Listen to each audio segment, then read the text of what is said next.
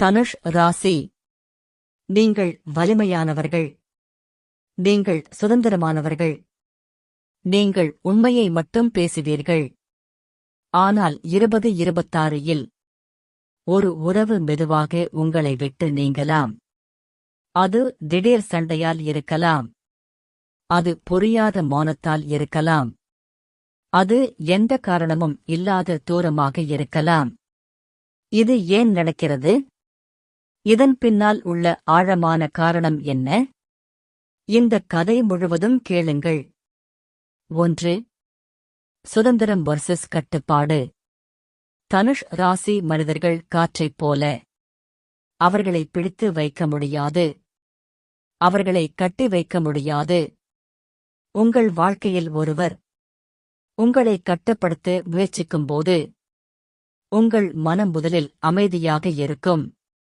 பிறகு சற்று தள்ளி நிற்கும். பிறகு மெதுவாக விலகும். 2026 இந்த கட்டுப்பாட்டு உறவு தானாக உடைந்து போகலாம்.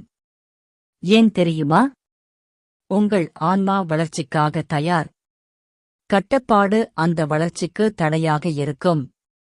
2. உண்மை பேசும் உங்கள் தன்மை. நீங்கள் நேராக பேசுவீர்கள். சில சமயம் உங்கள் வார்த்தைகள் கத்தியைப் போல இருக்கும். நீங்கள் காயப்படுத்த நினைக்க மாட்டீர்கள். ஆனால் உண்மையை மறைக்க மாட்டீர்கள். 2026 உங்கள் இந்த நேர்மை சிலருக்கு தாங்க முடியாததாக இருக்கும்.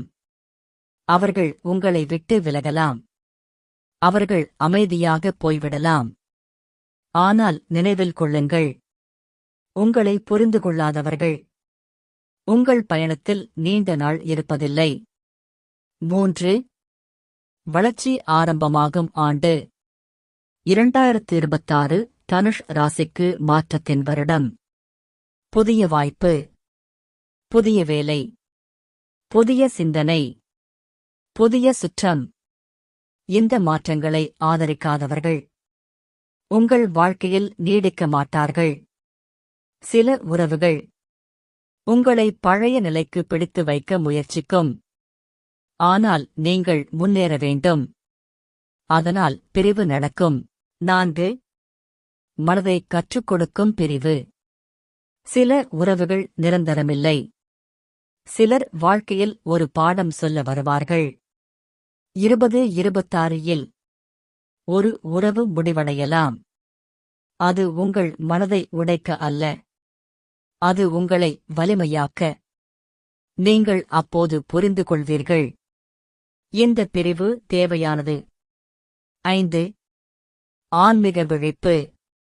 தனுஷ் ராசி ஒரு தீ ராசி. ஆனால் உள்ளுக்குள் நீங்கள் ஆன்மீகமாக ஆழமானவர்கள். 2026 நீங்கள் உங்களை அதிகமாக புரிந்து கொள்வீர்கள். அந்த புரிதல் உங்களுக்கு பொருந்தாத உறவுகளை தானாகவே நீக்கிவிடும். 6. மதிப்பு இல்லாத இடத்தில் நீடிக்க மாட்டீர்கள். உங்களை மதிக்காதவர்களிடம் நீங்கள் நிற்க மாட்டீர்கள். 2026 ஒரு உறவு உங்களை சிறுமைப்படுத்தலாம். அந்த நேரத்தில் நீங்கள் அமைதியாக ஒரு முடிவு எடுப்பீர்கள். அதுதான் பிரிவு. 7. கர்மா சுழற்சி முடிவு. சில உறவுகள் கர்மாவால் தொடங்கும். அந்த கர்மா முடிந்தவுடன் அந்த உறவும் முடியும். 2026 ஒரு பழைய கர்ம சுழற்சி முடிவடையலாம். அது திடீர் பிரிவாக தோன்றலாம். ஆனால் அது ஆன்மாவின் தீர்மானம். 8. பிரிவுக்குப் பிறகு என்ன? பிரிவு ஒரு முடிவு அல்ல. அது ஒரு புதிய ஆரம்பம்.